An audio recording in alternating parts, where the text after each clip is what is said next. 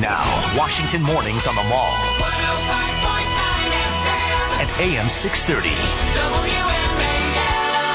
WMAL. 8:07 on WMAL. Brian Neiman, along with Rick Fowler this morning, filling in for Ryan Wilson. Thanks for coming in, Rick. Sure.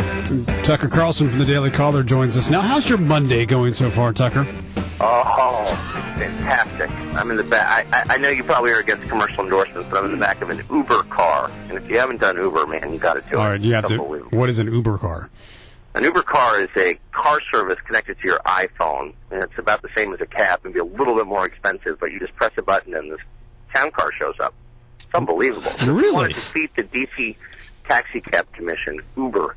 It's the greatest thing. I've used it for a week, and I'm obsessed. So it's an app. You hit the button, and then they come and pick you up in a town car. And how about the expense? I mean, is it comparable to a taxi cab? From my house, I live in the western part of the city, right, to my office at 17th and K.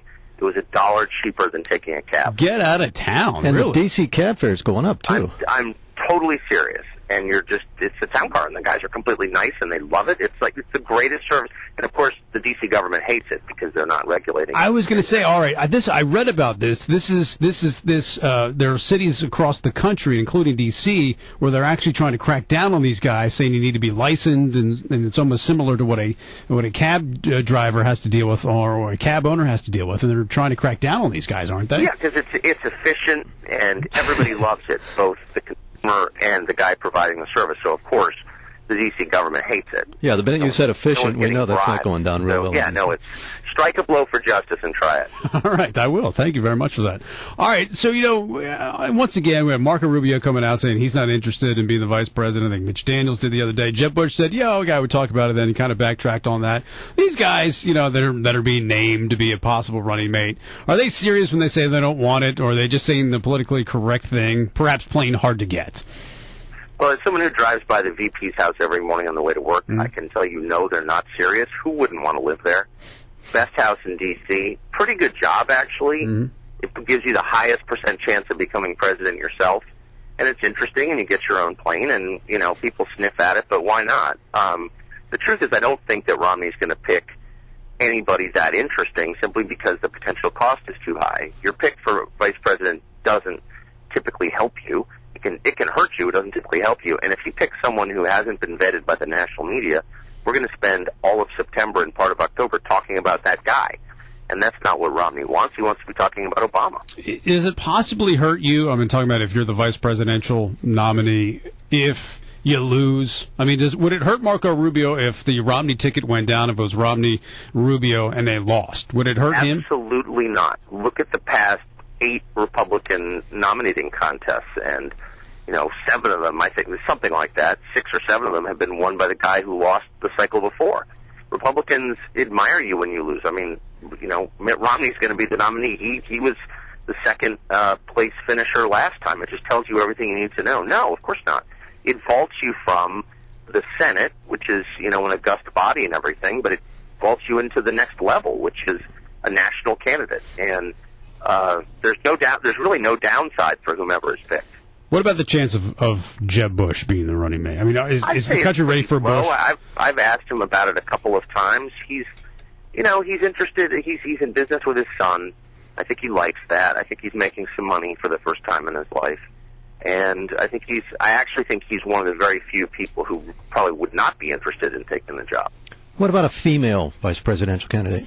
Well, of course they want, they want to do that if they can. Of course, they would like a female Hispanic candidate, if possible, the Romney campaign, I would think, simply because, they think it might help with those 2 demographics, which they need. But who is the person? I mean, I think Susana Martinez of New Mexico, the new governor there, is one of the more impressive people I've met in politics ever. She's a completely cool person, interesting, real. Will they pick her? I wouldn't think so, simply because, again, the conversation will be about her. And that just doesn't help. If this election is about Obama's record, Obama loses. If it's about something else, he probably wins. So I think they pick someone you think you know a lot about already, who doesn't have to go through that process. Mitch Daniels, the governor of Indiana, I think would be right at the top. Rob Portman, I think, would be up there too. I bet they pick someone not that interesting. All right. Speaking of something that is interesting, how about that, changing subjects? I got on their website this morning, the Daily Caller, and found a story about a poll that's been out there, I guess, for a couple of days now. It was a Pew Poll, and it was about partisan differences in knowledge, was what it was titled. The survey was titled, and it said the Republicans know more about politics and political history than Democrats. Also, what I liked was Republicans are better informed, more intellectually consistent, and more open-minded than Democrats. That's not what we've been told. That can't be true. Of course not. We haven't been told that because the one thing Republicans don't do is control the media. It's overwhelmingly liberal. What we do know is that Republicans watch more news and are more interested in information than Democrats. Typically, it's a broad generalization. Probably not true in Washington, where every liberal I know is a big news consumer. But I mean, like, who watches the History Channel? Republicans. That's probably got the most right-wing demographic of any channel on basic cable. They love that. They love Discovery. They love history. They love, and the military channel. I mean, those are all conservatives watching. So we've known for a while that conservatives like information. Don't tell that to Senator Grassley, though. He's very upset because he's disappointed with the format change of the History Channel. Too many reality TV shows on there for Senator Grassley. He's been complaining about that. Senator Grassley is completely demented. And, wow. And I say that with love. No, I don't mean that as an insult at all. I really like Grassley, but he's completely eccentric. He's out of control. Yes. Yeah, right, no, for sure.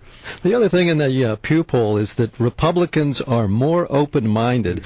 And in March, Pew study showed that Democrats are far more likely than conservatives to disconnect from people who disagree with them.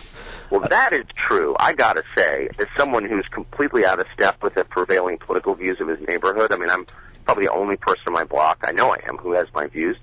I mean, I feel like I have no problem living near people who don't agree with me. It doesn't even occur to me to take it personally or get mad at them or anything like that. But I feel like a lot of my neighbors judge me. I mean, I had a book party for Jack Abramoff, and some of my neighbors whom I love, actually, great people, but they could barely look me in the face for a week after that. Do people avoid you, think you have a raging case of syphilis if they don't agree with your political views? Has that ever come across? Yeah, I mean, I do. Everyone, obviously, there's the syphilis concern, right. For sure.